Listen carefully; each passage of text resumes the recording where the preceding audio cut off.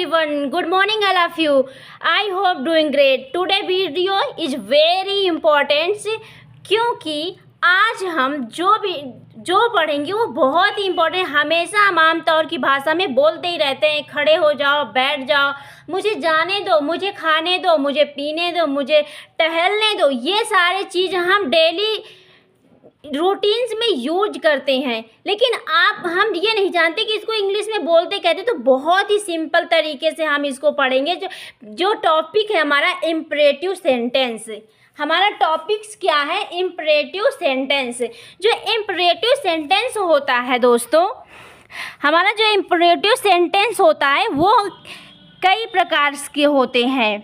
जो imperative sentence होता है वो कई प्रकार के होते हैं।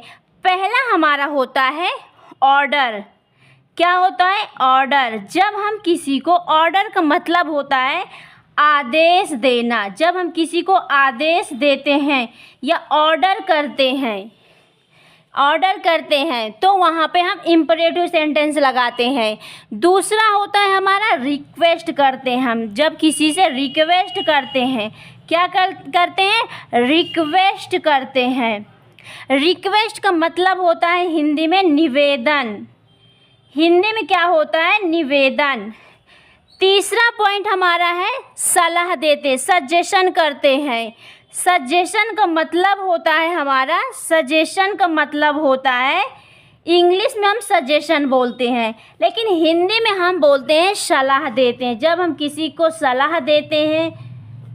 नेक्स्ट आता है हमारा जब हम किसी को निषेध करते हैं, इसे इंग्लिश में प्रोहिबिशन बोलते हैं। क्या बोलते हैं?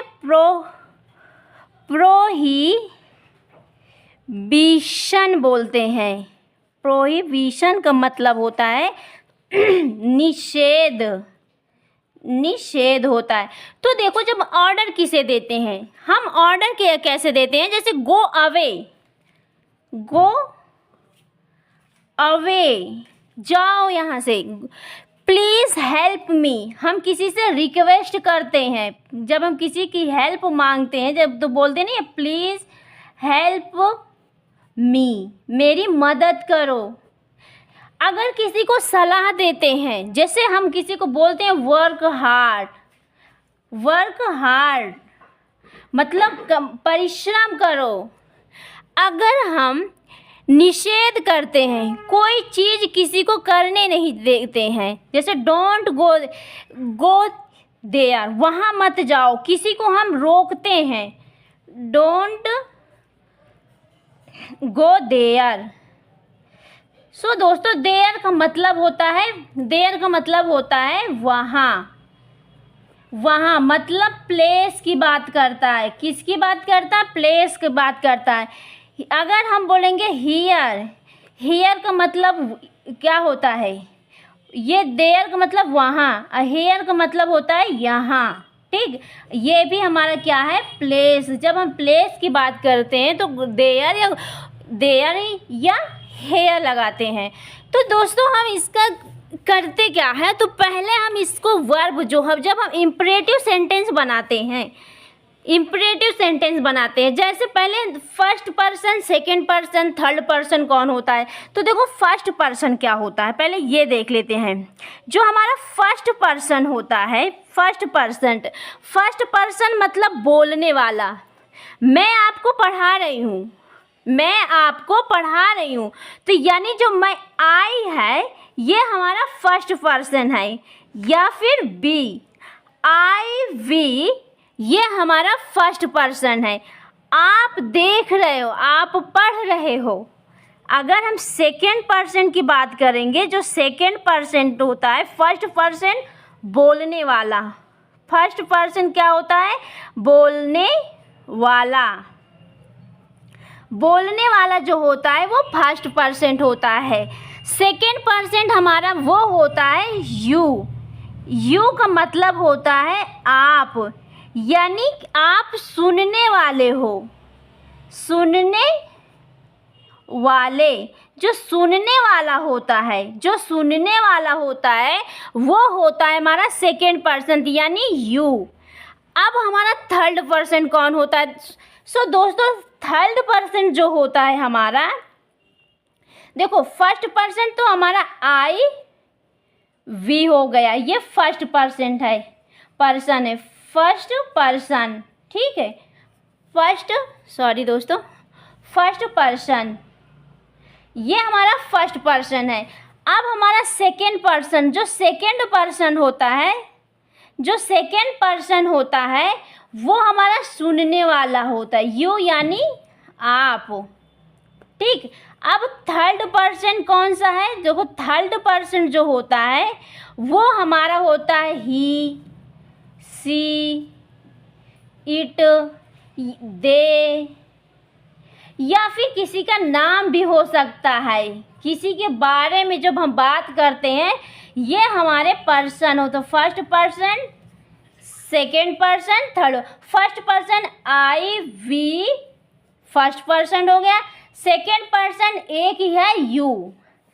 थर्ड पर्सन हमारा ही, सी, इट, दे, या किसी का नाम होता है जिसके बारे में हम बोलते हैं, वो हमारा होता है थर्ड पर्सन। तो इम्परेटिव सेंटेंस में हमने ये देखा है कि जो ऑर्डर्स देते हैं, गो अवे, रिक्वेस्ट करते हैं, सजेशन देते हैं, ये हमारे क्या होते हैं, इम्परेटिव सेंटेंस।